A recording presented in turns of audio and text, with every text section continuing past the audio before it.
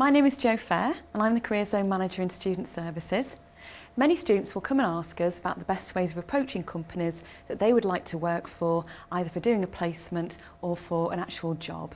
So I've been meeting with some staff in Biad to find out their views about the best ways of approaching companies. One of the things to do is to try and identify who the key person is to contact within that company, so that your inquiry sort of doesn't land on someone random's desk. And you can do that often by actually going to the website and seeing who the key personnel are. You can do that by introducing yourself in person at trade shows and exhibitions.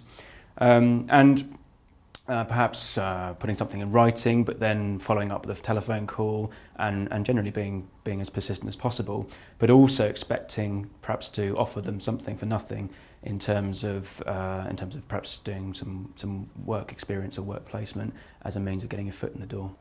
Colleagues from the jewellery school also had some useful suggestions. They said don't be afraid to knock on doors and think about whether an organisation might have an HR department, which would be useful. They also place a lot of importance on being equipped yourself with business cards, a decent CV and also a portfolio. Always have it with you. I think students who have a particular company in mind will have done their research, and we think that's a fantastic starting point, because there's nothing worse than students approaching a company with absolutely no idea what that company does and consequently getting it spectacularly wrong. Well, I think the letter has to be the first thing, because or the CV contact which is actually written, and it actually hints at a degree of politeness and that you understand the process. But I would say that after you've done that, following up by email, following up by telephone, is actually seen by the organisation as being a very professional way of dealing with the approach that you've made. I still think the CV is a very strong way of introducing yourself. But I would say as a designer that CV should actually be something which is actually quite visual as well. It proves your understanding of typography, of visual literacy, to some extent will actually highlight the sort of projects that you've been doing. And I'd actually not have a fixed one. I'd actually adjust it from the knowledge that you've acquired about that organisation. So you really need to do some background research into the philosophy of the organisation you're applying to, the type of products, the type of market. And you will have done probably 4 or 5 projects that you may wish to abstract things from, which you feel are very appropriate to that CV. When you speak to people and they're trying to introduce themselves, I think very much find a tone of voice which is professional but enthusiastic and whilst at the same time being friendly and engaging.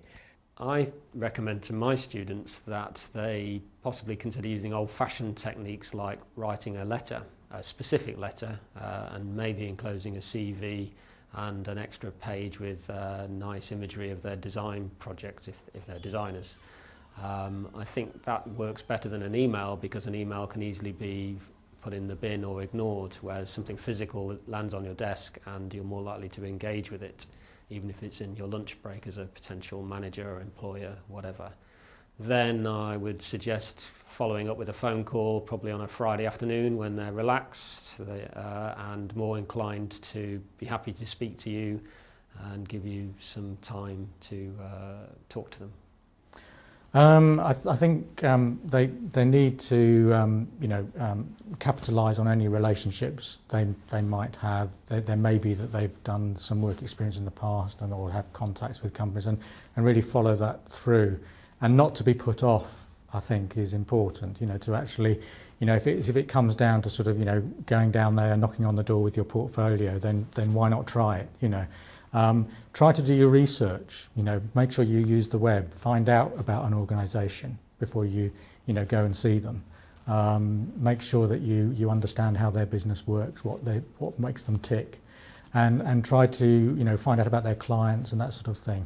I can't say more really strongly to sort of do your research so that when you do go and see them, you're really clued up on what they're all about, what they stand for, and it will help develop that relationship because with business, it's about relationships. As you can see, there are many different ways to research companies and approach different employers. But if you'd like further information and advice, either talk to your course tutor or come and talk to staff in student services, and we'd be very happy to help.